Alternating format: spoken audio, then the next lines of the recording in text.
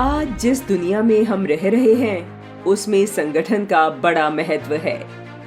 दुनिया में विभिन्न प्रकार के संगठन कार्यरत हैं, लेकिन शायद ही आपको पता होगा कि विश्व का सबसे बड़ा सांस्कृतिक संगठन अमेरिका, रूस या चीन में नहीं, बल्कि हमारे अपने देश भारत में है। और इस संगठन का नाम है राष्ट्रीय स्वयंसेवक संघ। यह विश्व का विरला और अद्भुत संगठन है और ऐसे ही विरले व्यक्तित्व ने इस संगठन की नींव रखी थी। आज के इस वीडियो में हम आपको बताएंगे विश्व के सबसे बड़े संगठन की बुनियाद रखने वाले महापुरुष के बारे में। वह महापुरुष हैं डॉक्टर केशव बलिराम हेडगेवार। वे डॉक्टर हेडगेवार ही थे जिन्होंने भारत के स्वबोध और सांस्कृतिक परतंत्रता का चिंतन करते हुए ब्रिटिश पराधीनता काल में मात्र 15-20 युवाओं के एक छोटे से समूह से वर्ष 1925 में विजयदशमी के पावन दिन इस संगठन की स्थापना की थी। डॉक्टर हेडगेवार का मानना था कि हमारे पूर्वजों ने एक विचार के रूप में भारत राष्ट्र का, हमारी संस्कृति का संरक्षण, संवर्धन और पोषण किया है। पराधीन भारत फिर से अपने प्राचीन वैभव को प्राप्त करे, इसी चिंतन से उन्होंने विचार केंद्रित संगठन की परिकल्पना की थी। संघ स्थापना के मूल में मां भारती का परम वैभव और राष्ट्र प्रथम का विचार समाया है।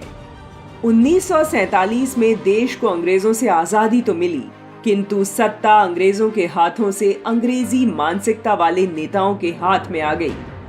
उन्होंने भारत के स्वत्व और भारत की सांस्कृतिक पहचान को विस्मृत कर पश्चिमी विचारों के अनुरूप भारत को ढालना प्रारंभ कर दिया।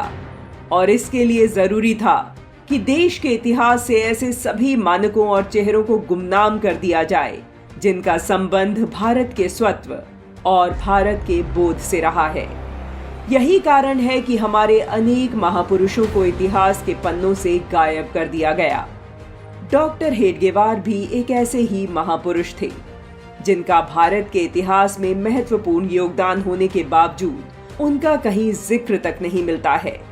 उनके जीवन की अनेक क्रांतिकारी घटनाओं का उल्लेख विभिन्न दस्तावेजों में उपलब्ध है। 1904 में क्रांतिकारी डॉक्टर बालकृष्ण शिवराम मुंजे ने 15 वर्षीय हेडगेवार में क्रांतिकारी विचारों को देखा। उसके बाद उनके संरक्षण में बालक केशव के राजनीतिक जीवन का प्रारंभ हुआ। अपने विद्यालय जीवन में 16 वर्षीय हेडगेवार समर्थ शिवाजी समाज नामक एक गुप्त समूह के सदस्य थे जो हथियार एकत्र कर क्रांतिकारियों का सहयोग करता था। 1908 में किशोर केशव ने महाराष्ट्र के रामपायली कस्बे के पुलिस स्टेशन पर बम भी फेंका था जो पास के एक पोखर में फटा था। 1908 में ही दशहरे के दिन अंग्रेजों के विरुद्ध भाषण देने के आरोप में राजद्रोह का मुकदमा दर्ज कराकर ब्रिटिश सरकार ने उन्हें गिरफ्तार किया था। अंग्रेजों के लिए वे कितने खतरनाक थे, इस बात का अंदाजा इस तथ्य से लगाया जा सकता है कि अंग्रेजी हुकूमत के विरुद्ध क्रांतिकारी संगठनों से जुड़े बम बनाना जानने वाले राजनैतिक अपराधियों की सूची में हेडगेवार का नाम भी सम्मिलित था। अंग्रेजों के विरुद्ध क्रांतिकारी गतिविधियों के चलते 1921 में हेडगेवार पर देशद्रोह का मुकदमा नागपुर के न्यायालय में चला था। क्या ऐसा क्रांतिकारी जीवन देश की नई पीढ़ी को नहीं पढ़ाया जाना चाहिए था? कहते हैं सूरज को बादलों से नहीं ढका जा सकता है। उनके निधन के लगभग 20 साल बाद संघ के स्वयंसेवक नारायण हरि पालकर ने उनके जीवन को एक मराठी पुस्तक का रूप दिया। आज देश और दुनिया संघ के विराट रूप का साक्षी है। हर कोई संघ और संघ संस्थापक के बारे में जानना चाहता है।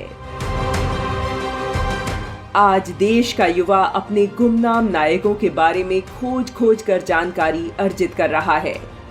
डॉक्टर हेडगेवार के जीवन पर आधारित नारायण हरि पालकर की पुस्तक का नवीन अंग्रेजी संस्करण man of the millennia doctor Hedgewar मां भारती के सपूत डॉक्टर केशव बलिराम हेडगेवार की यश गाथा का प्रमाणिक दस्तावेज है।